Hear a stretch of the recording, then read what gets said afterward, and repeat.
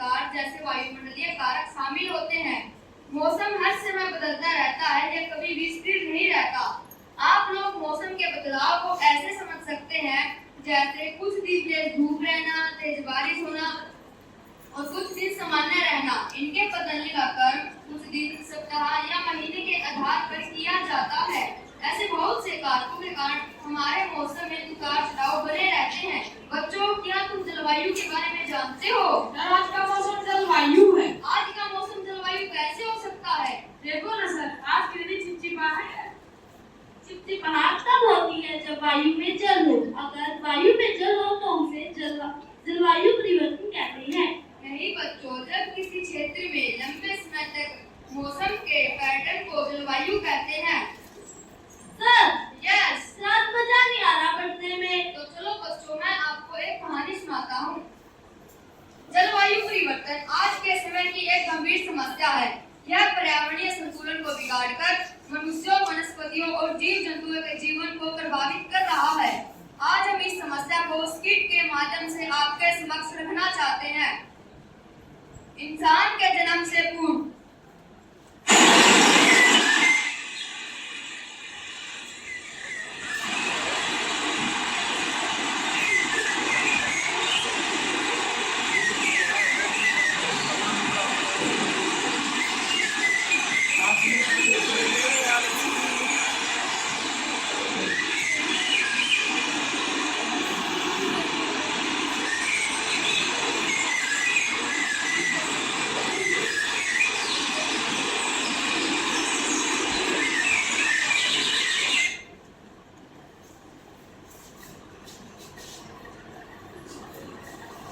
मैं पृथ्वी हूँ, मेरे घने जंगल मेरी हरियाली और समृद्धि का प्रतीक है।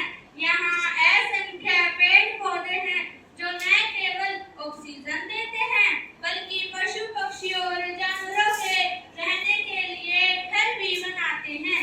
ये जंगल मेरे फेफड़े हैं जो हवा को साफ और संरक्षित रखते हैं।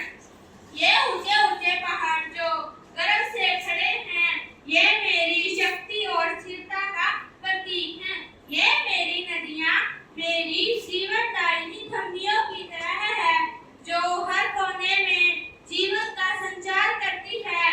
इनकी मीठी धारा खेतों को सिंचती है, प्यास बुझाती है और जीवन को पोषित करती है।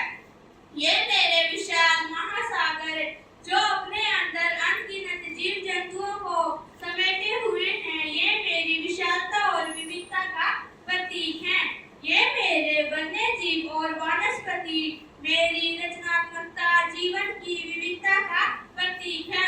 यहाँ हर पौधा, हर फूल और हर जीव अपनी अलग कहानी कहता प्रतीत होता है और ये सब मिलकर एक संतुलित और समृद्ध जीवन जीने का हिस्सा है। इंसान के जन्म के बाद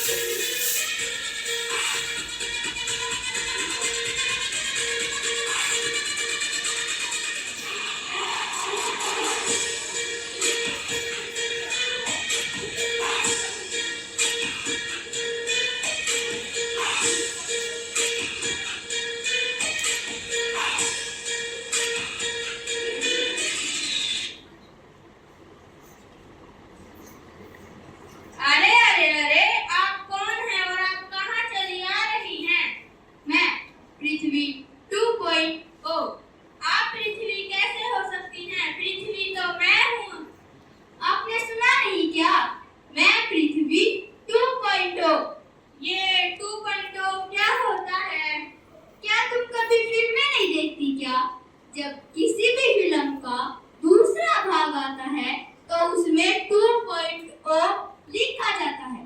अच्छा, तो इसका मतलब तो यह है कि आप मेरे ही भविष्य का रूप हैं। यो ब्रो, अरे ये मेरी सुंदरता को क्या हो गया? क्या हो गया? ये तो आजकल का फैशन है। आपने अपने आप को कभी शीशे में देखा है? आप और आपकी ओजोन लेयर कितनी गंदी है। मैं और मेरी ओजोन लेयर कितनी साफ सुथरी और स्वच्छ है। मैं तो रोज अपने फोन में एक सेल्फी लेती हूँ और उसे इंस्टाग्राम पे डालती हूँ। मेरे तो बहुत लाइक्स आते हैं। तो आज आप अपने आप को शीशे में देख लीजिए। तो लो, एक फोटो हो जाए।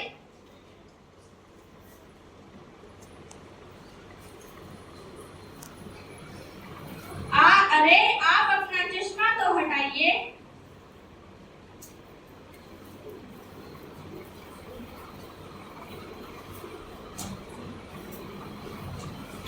ओ, सच में ये मेरी सुंदरता को क्या हो गया? यह क्या हो गया? नहीं, ये बताओ यह कैसे हो गया?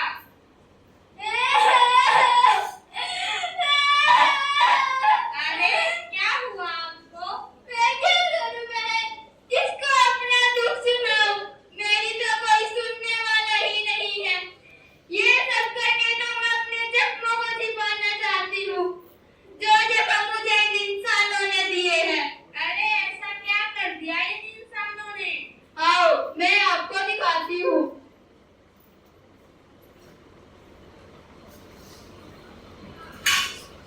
मैं एक प्रॉपर्टी डीलर हूँ। मेरा काम है प्लॉट बेचना। हमारी जनसंख्या बहुत तेजी से बढ़ रही है और लोगों को रहने के लिए अधिक जमीन की आवश्यकता है। तो चलो, मैं इन जंगलों को ही काट देता हूँ। इस प्रकार घर, रोड और पार्क इत्यादि बनाने के लिए इन्होंने हमारे सारे जंगल काट दिए, जिस कारण वायुमंडल में पाई जाने वाली सभी गैसों का अनुपात बिगड़ गया और हमारा तापमान बढ़ने लगा। साथ ही वन्य जीवों का आवास भी खत्म हो गया। मैं किसान हूँ। अधिक जनसंख्या की भोजन की मांग को पूरा करने के लिए मुझे अधिक खेती करनी होगी। इसके लिए मैं भूमि के जल का इस्तेमाल कर लेता हूँ और ज्यादा से ज्यादा फर्टिलाइजर्स का इस्तेमाल भी कर लेता हूँ ताकि पैदावार को ज्यादा से ज्यादा बढ़ाया जा सके। इस प्रकार हमारा भूजल स्तर नीचे गिर गया और फर्टिलाइजर के इस्तेमाल के कारण हमारी भूमि बंजर होती चली गई। मैं एक बिजनेसमैन हूँ। मुझे मेरे काम को और आगे बढ़ाने के लिए और प्रेरणा लगानी चाहिए। मेरे रुतबे के हिसाब से मुझे कुछ और नई गाड़ियाँ और एक नया हवाई जहाज भी ले लेना चाहिए और सब जगह एसी भी लगवा देना चाहिए और मजदूरों के लिए एक घर भी बनवा देना चाहिए। इससे अत्यधिक प्रदूषण बढ़ता गया और एसी से निकलने वाली क्लोरोफ्लोरोकार्बन के कारण ओजोन परत में छेद हो गया, जिससे सूर्य की यूवी किरणें हम पर गिरने लगी और हमारा तापमान बढ़ने लगा और ग्लोबल वार्मिंग हुई, जिस कारण ग्लेशियर पिघलने लगे और महासागरों का जल स्तर बढ़ने लगा। मैं एक शेफ हूँ। आजकल लोगों को अलग अलग प्रकार का भोजन बहुत पसंद आता है। क्यों न मैं भी अलग अलग प्रकार के जीवों को मारकर भोजन बनाऊं। इस प्रकार मनुष्य ने पूरी खाद्य श्रृंखला को ही बिगाड़ दिया और बहुत सी बीमारियां बढ़ने लगी। अभी हाल ही में आई कोरोना महामारी भी सबसे पहले चमगादड़ों में पाई गई, जिनको खाने से इंसानों में भी फैलने लगी और बहुत से लोग मारे गए। इसी प्रकार और भी बहुत सी बीमारियां जानवरों से इंसानों में फैल रही है।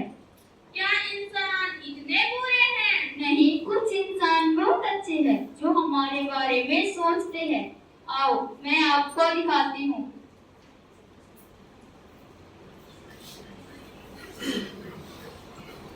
देखो दोस्त, कैसे हम इंसान अपने स्वार्थ के लिए प्रकृति को नुकसान पहुंचा रहे हैं। कैसे जमीन के लिए जंगलों की कटाई कर रहे हैं, जिस कारण वातावरण में कार्बन डाइऑक्साइड की मात्रा बढ़ती जा रही है और ऑक्सीजन की कमी होती जा रही है। हाँ दोस्त, वनों की कटाई के कारण हमारी धरती का औसत तापमान बढ़ रहा है और बारिश का पैटर्न भी बिगड़ रहा है, जिस कारण कहीं तो सूखा तो कहीं बाढ़ जैसी प्राकृतिक आपदाएं उत्पन्न हो रही है। हाँ, सही कहा दोस्त। उद्योग औद्योगिकरण, carbon dioxide, methane, nitrous oxide जैसी ग्रीन हाउस गैसें वातावरण में बढ़ती जा रही है और ऑक्सीजन की कमी होती जा रही है। हाँ दोस्त, इन्हीं ग्रीन हाउस गैसों के कारण हमारी धरती का औसत तापमान बढ़ रहा है, जिसके कारण ग्लोबल वार्मिंग हो रही है। इस वजह से ग्लेशियर पिघल रहे हैं और समुद्रों का जल स्तर भी बढ़ता जा रहा है।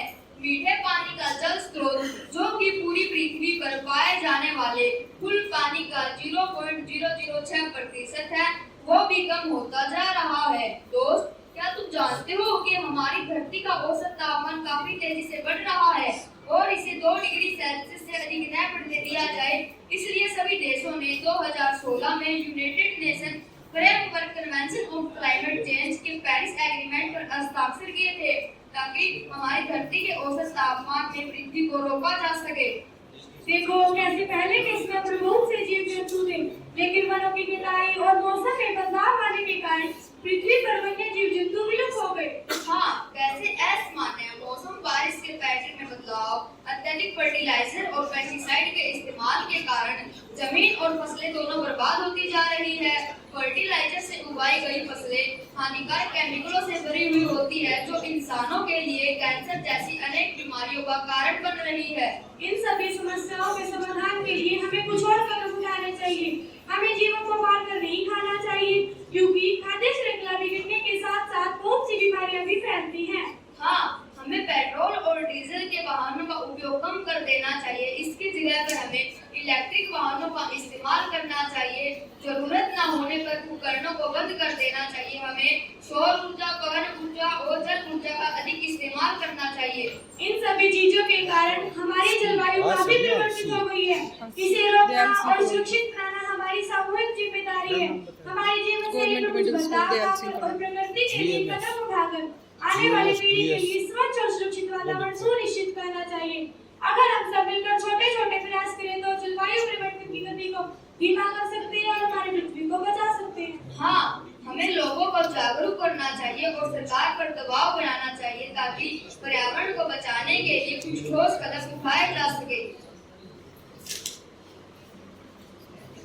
सही कहा आपने। अगर इंसान ऐसे ही करते रहेंगे तो मेरी हालत भी बिल्कुल आपके जैसी ही हो जाएगी। नहीं, अगर इंसान चाहे तो कुछ भी कर सकता है। अगर वह हमें बिगाड़ सकता है तो वह हमें संवार भी सकता है। पर यह जरूरी है कि आप सभी लोग अपने स्तर पर यह प्रण लें कि हम पर्यावरण को बचाएंगे। धरती की आवाज हमें पुकारे, जलवायु संकट से उसे उभारे, हरित क्रांति की राह पर चले, संकट के बादलों को हम टाले। पेड़ों का हम करें संरक्षण, पृथ्वी का यही है संजीवकरण।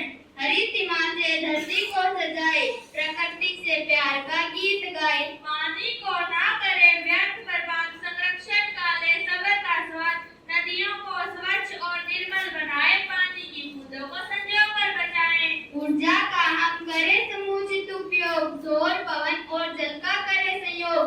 जीवाश्म ईंधन से दूरी बनाए, पर्यावरण को सुरक्षित बनाए। प्रदूषण को हम कम करें, स्वच्छ हवा में जीवन संवारे, वाहनों का उपयोग सीमित करें, साइकिल पैदल चलने की प्रेरणा जगाएं।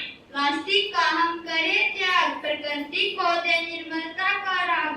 कचरे को करें पुनः चक्रण, पर्यावरण को दे नया जीवन। ग्लोबल वार्मिंग से बचना है, धरती को सुरक्षित रखना है, हम सबका ये दायित्व है, प्रकृति को संजोना अनिवार्य है।